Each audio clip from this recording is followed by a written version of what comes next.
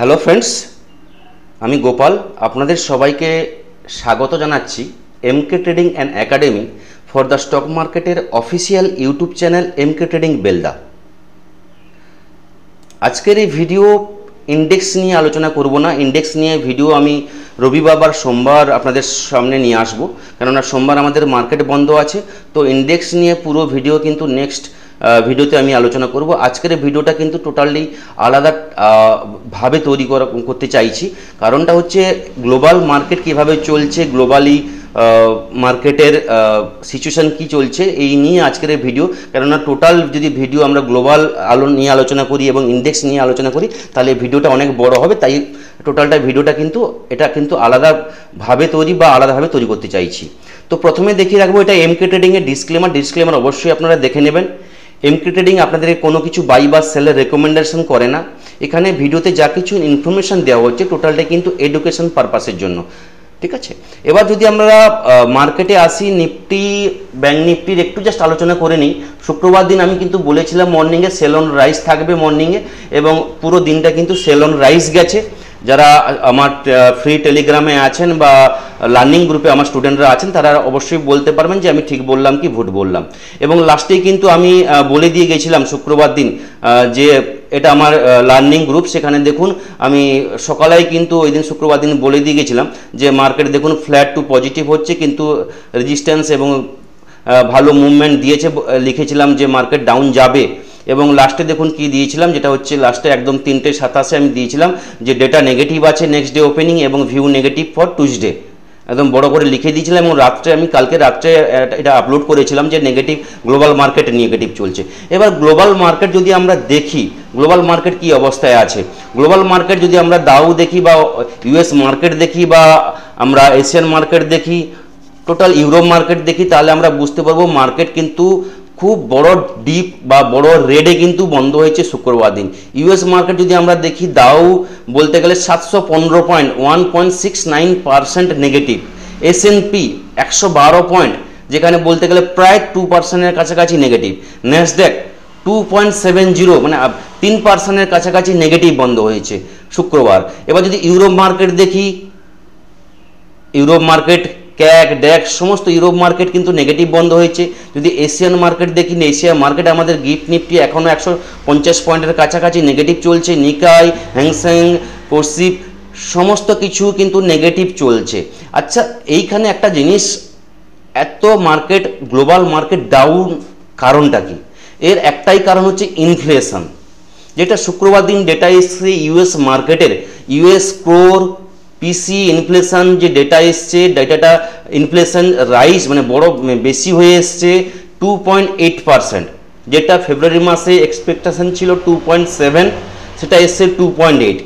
Inflation কিন্তু continue কিন্তু বাড়ছে। ইনফ্লেশন মানে হচ্ছে মুদ্রাস্ফীতি।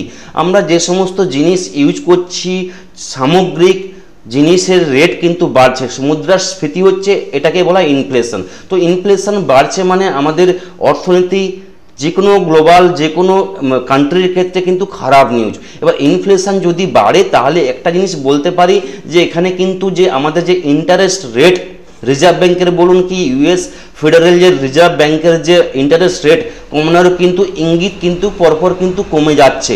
যদি ইনফ্লেশন বাড়তে থাকে তাহলে কিন্তু ইন্টারেস্ট রেট কমবে না।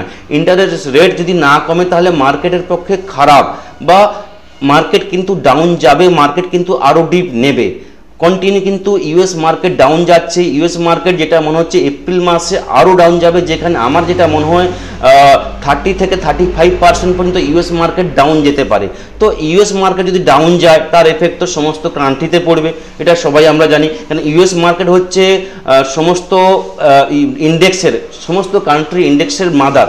তো মানে ইউএস মার্কেটকে এই জন্য সমস্ত কান্ট্রি ইন্ডেক্স ফলো করে। তো ইউএস মার্কেট যদি ডাউন যায় তাহলে সমস্ত কান্ট্রি ইন্ডেক্স কিন্তু ডাউন যাবে। ইউরোপ মার্কেটে বলুন, আমার এশিয়ান মার্কেটে বলুন, সমস্ত মার্কেট ডাউন যাবে। হ্যাঁ, ওখানে যদি 4% ডাউন যায়, তাহলে এখানে 3% 2% ডাউন যাবে, এফেক্ট তো আসবে। কারণ প্রতিটা মার্কেট কিন্তু প্রতিটা ইন্ডেক্স কিন্তু লিঙ্ক থাকে, তো এটা মাথায় রাখতে হবে।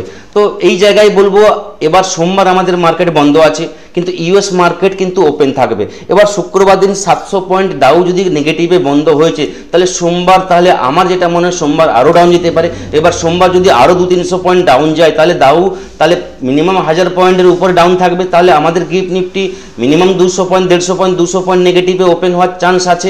এবার নিফটি যদি 200 পয়েন্টের কাছাকাছি ওপেন হয়, তাহলে 23,500 চলছে, তাহলে 23,300 আপনাকে ধরে রাখতে হবে। তো এইভাবে কিন্তু মার্কেট থাকবে। এবার 23,300 যদি ব্রেক করে যায়, তাহলে কিন্তু মার্কেটে আরও বড় ফল আসবে। তো এই সব কারণ হচ্ছে মার্কেটে কিন্তু ভালো নিউজ নেই। এফআইদের বাইং হয়েছিল, আমরা বলেছিলাম যে এফআইদের বাইং হলে কিন্তু মার্কেটে কিন্তু একটা পজিটিভ নিয়ে আসবে, এবং যথারীতি কিন্তু এফআইদের কিন্তু কন্টিনিউ আমরা 5-6 দিন কিন্তু বাইং দেখেছি, কন্টিনিউ আমরা বাইং দেখেছি। 20 মার্চ থেকে আমরা কিন্তু এফআইদের বাইং দেখেছি। তো সেই জায়গায় দেখুন কালকের ডেটে শুক্রবার 28 মার্চে এফআইদের সেলিং দেখুন 4,352 কোটি টাকা সেলিং করেছে। ডিআইরা বাই করেছে, এটা ওদের সঙ্গে লিঙ্ক আছে। এফআইরা বাই করলে ডিআইরা সেল করে, ডিআইরা যদি বাই করে এফআইদের সেলিং হয়, এটা আমরা দেখতে পাই মার্কেটে। তো এফআইদের যদি এটা সেলিং আমরা ধরি বা প্রফিট বুকিং দেখি, হ্যাঁ এটা ভাবতে পারেন প্রফিট বুকিং ওরা করেছে এফআইরা, কারণ 3 দিন ইন্ডিয়ান মার্কেট বন্ধ, কিভাবে মার্কেট ওপেন হবে, তো সেই জায়গায় রিস্কে না রেখে মার্কেটে কিন্তু সেলিং করেছে। এবার যদি আমাদের ইন্ডিয়া মার্কেটে এফআইদের শুক্রবার দিন কিন্তু বাইং ছিল না, কারণটা হচ্ছে পরপর 3 দিন মার্কেট বন্ধ, মার্কেট মঙ্গলবার খুলবে, কিভাবে ওপেন হবে। গ্লোবালি ডাউ আমাদের নেগেটিভ চলছিল যখন আমাদের ইন্ডিয়া মার্কেট চলছিল, সেই জায়গায় বায়ার কিন্তু শুক্রবার দিন আমাদের ইন্ডিয়া মার্কেটে ছিল না, সেই কারণে মার্কেট কিন্তু নেগেটিভ গেছে, পজিটিভ যায়নি নেগেটিভে। এবং যে রাইজ গেছিল বা সে মানে পরপর কিন্তু যে হাই করেছিল, সেই হাই থেকে কিন্তু মার্কেট নেগেটিভে ক্লোজিং দিয়েছে।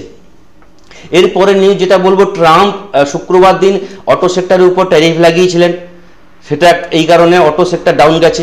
আবার উনি ঘোষণা করেছেন যে আজকে যেটা হচ্ছে ট্রাম্প আবার হচ্ছে ফার্মা সেক্টরের উপর ট্যারিফ লাগাতে যাচ্ছে। তাহলে ফার্মা সেক্টরের উপর একটা কিন্তু খারাপ নিউজ, এটা যদি লেগে যায় তাহলে ফার্মা সেক্টর কিন্তু আবার ডাউন যাবে। তাহলে ওভারঅল কিন্তু আমরা যা নিউজ পাচ্ছি সবই কিন্তু খারাপ।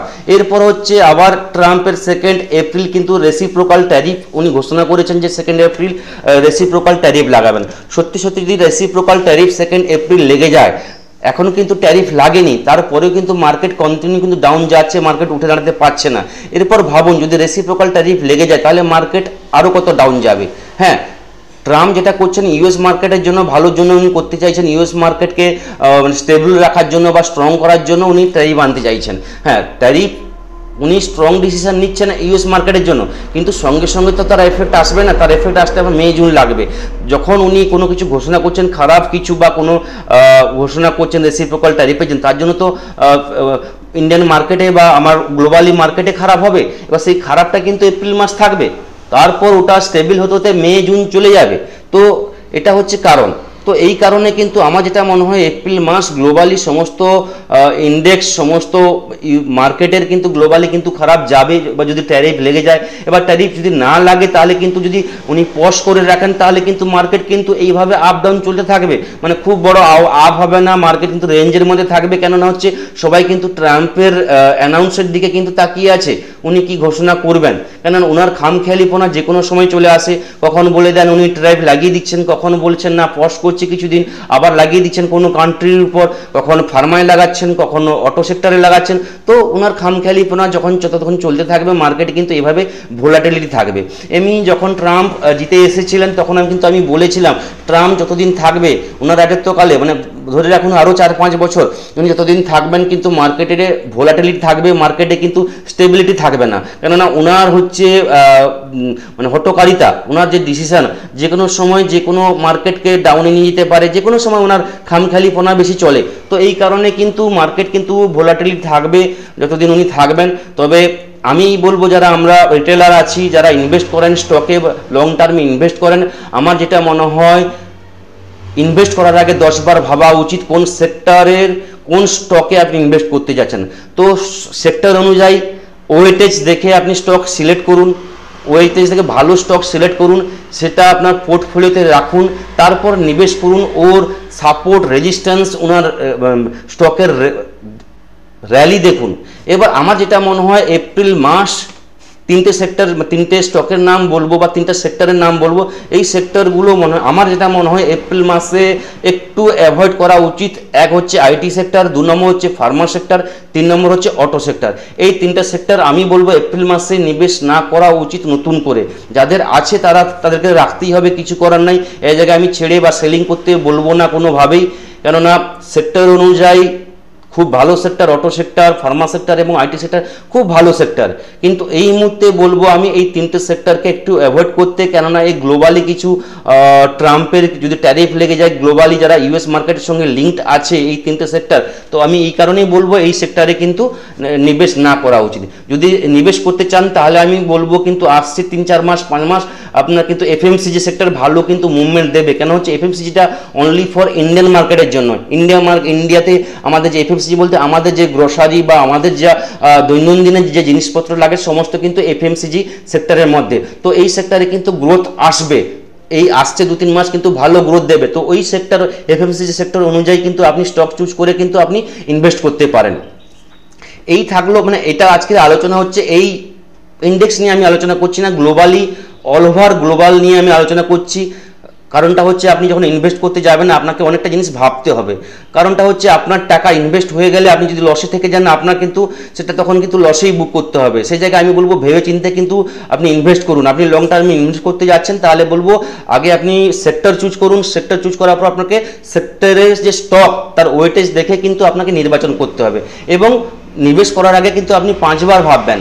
ফার্স্টই আপনার নিবেশ ফান্ড আছে মানে নিবেশ করে ফেলবেন না, ফান্ডটাকে আপনি ভাগ করুন, 2 ভাগে 3 ভাগে ভাগ করুন, দিয়ে নিবেশ করুন, তাহলে কিন্তু আপনার পোর্টফোলিও কিন্তু ভালো থাকবে।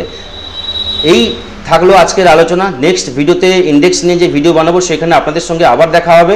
সবাই ভালো থাকবেন, ধন্যবাদ।